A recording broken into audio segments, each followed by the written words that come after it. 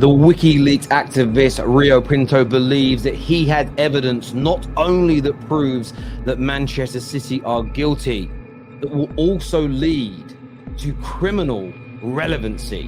His words are, "I am confident they will find criminal relevancy."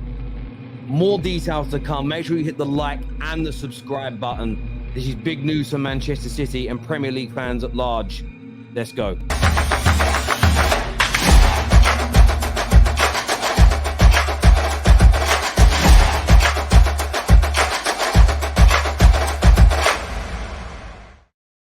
Now we're in the middle of Euro 2024 and we're enjoying football. But we know in the last 2 weeks, Manchester City have been in court with the Premier League. This isn't the Premier League's charges, 115 towards Manchester City.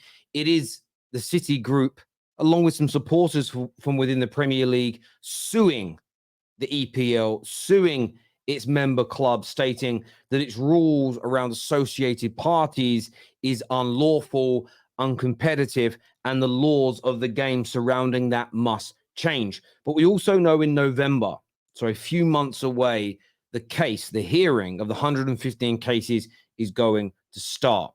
Of course, people have their views and their opinions for multiple reasons on this situation. We have always remained balanced on the football terrace that if they're found guilty, we will condemn. If they are found innocent, we will say they are innocent. Our contributors, people in the comment section, you are, of course, entitled to have your own opinions on that situation as well. We are not an echo chamber.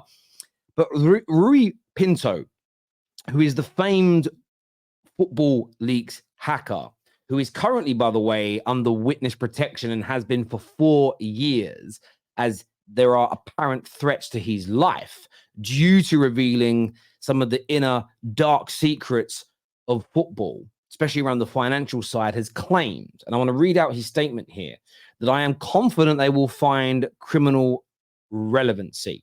A legal representative to Pinto added that we have been approached by investigators to share information regarding Manchester City that has not been released before. And this here is sending worries and should be sending worries and concern through Manchester City fans. From my perspective, I'm intrigued to know what this is. When we delve into more detail, it says that we haven't released the information yet, but we have a massive file of Manchester City's related documents that have yet to be released. These files will be published at some point. We cannot say when, but we will do it. Pinto reveals that he has received anonymous death threats since Football Leaks. He added that I know that a group of European football clubs were investigating me. They met in London and were very worried about the new leaks. They were looking to gather information about my life. And this starts to sound like a conspiracy theory type movie when you look at this. But the fact that he's under witness protection, he has received credible, according to the police, you wouldn't get into witness protection without it, credible threats to his life. He believes that football clubs in Europe that he has leaked information on have been asking for his whereabouts, where he lives, where he goes, and he believes his life is in danger. And when you read more of the article, it says the financial information previously leaked included details of ex-manager Roberto Mancini's contract, as well as image rights agreements involving Yaya Touré's agents and emails about the club's sponsorship income. Pinto is preparing to release new documents with Manchester City due before the hearing into the 115 Premier League charges for alleged financial irregularities. When you read more into this, it states that Pinto, who has been in witness protection program since 2020, after being unmasked as the man behind the Football Leaks revelation, says that he is handed over 5 hard drives which will implicate the club. The 35-year-old shared some hacks of City's emails with the media in 2018, but kept hold of the vast majority, which he says has now been shared with the relevant authorities. Now, this for me is the interesting element here. He believes, he is stating, and we're only going by his word here, that the emails are the tip of the iceberg. There is far more information upon multiple hard drives that prove of financial irregularities, essentially cheating, to which we go back to the opening statement of this video. where he is confident that criminal relevancy may be found. These are going to be released between now and November, according to it's not an article about it. These are the words of Rui Pinto. He has stated, this will come out. I will reveal the truth. I will show you. He's also stated in this that he has given this to the relevant authorities. So we assume by this, and this is the assumption, so I'm stating it's an assumption, not a fact, that the Premier League has this, that they have even more evidence that the public has not seen as of now. And those emails seem to have been enough for many people in the public eye to believe that not everything going on at Manchester City is above board and within the laws of the game. What's really interesting now is that this report states that they could actually be breaking law, the actual law as well. So I'm intrigued to see what this is. I'm not going to speculate about what this may be, because none of us have any idea. Some Man City fans will say this is a witch hunt, this is nonsense. I doubt there is anything whatsoever.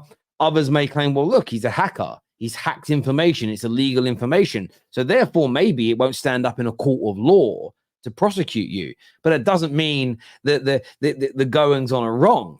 At the end of the day, if somebody breaks into a kidnapper's house illegally and finds out they've kidnapped 3 people, yes, they've broke the law by breaking and entering into a property. It doesn't mean the kidnapped are okay. It doesn't mean that's all right. We'll let you kidnap people because you got discovered by somebody else breaking the law. It doesn't work in that regards to me, at least especially in the court of public opinion. And for me, I'll keep the same energy I've had all along. I don't care that this is Manchester City per se. It just happens to be about them. If this was Manchester United, I would want the truth. If this was Arsenal, I would want the truth. If it was Leyton Orient, I would want the truth. If England were doing this, as in the English FA and England football team, I would want the cast iron facts and truth. And I'll bring it back to Manchester United. Of course, you wouldn't want it to happen to your club. No, I don't want it to happen. But if indeed Manchester United were facing these allegations, if indeed my owners now or in the past had broken multiple rules of the game flagrantly, if the people that have leaked this information claim there is tons and tons more that we haven't seen, we have merely had a glimpse of the tip of the iceberg, and there are potential criminal activities going on, I would want that found out. I would want everybody punished who did it, so that my club can almost wash its hands of these people and move on to pastures new, because my club is more important than the individuals running it at this particular moment in time, surely.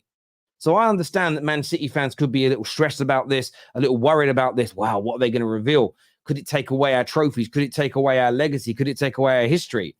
It may take some trophies, but the most important thing is, surely no Man City fan wants anybody doing anything criminal, or at the very least against the law of the game, to achieve success. I don't think any Manchester City fan worth his salt wants that. So for me, this is probably good for everybody to discover the truth. And as I've said, and I remain resolute to this, if this turns out to be a nothing burger, if Mr. Pinto is bullshitting, if he's lying, if he's stating this for clout and attention, which could be the case, and some of you have probably already written comments on that. So anyone that's written that comment before getting to 8 minutes and 40 seconds in, make sure the people that have lasted this long tag those individuals on this timestamp, because this could all be a nothing burger. This also could be somebody looking for clout, looking for attention, looking to keep his name in the press. And we will, as we've done the whole way through this situation at the Football Terrace, we will report on what is being said and done. Whether it's in City's favour or whether it is against City, we are going to talk about this case because it is so important. And I've said this for many, many years, and I'll state it again. This case, guilty or innocent, is going to change the face of English football. And if they are guilty of this, a whole decade of this game is almost in the UK is almost going to be evaporated, is going to disintegrate. We're going to have no bearing anymore, no barometer for what good and bad in the last decade looked like. This is it's probably the biggest story in English football history. And the fact that not enough media outlets, not enough pundits, not enough people are talking about this. And I'm saying talking about it, challenging it, listening. Because I do listen to what the City fans say when they come on as well, and take on board what everybody's got to say. These conversations must happen. But look, I want your thoughts and I want your feelings in the comments section below. Could criminal charges be coming up against Manchester City? And what do you think these leaks are going to reveal? And more importantly, do you believe there are more leaks coming? Do you believe there is more information on the way? Let us know in the comments section below. Until next time, take care, goodbye, God bless, and we'll see you soon.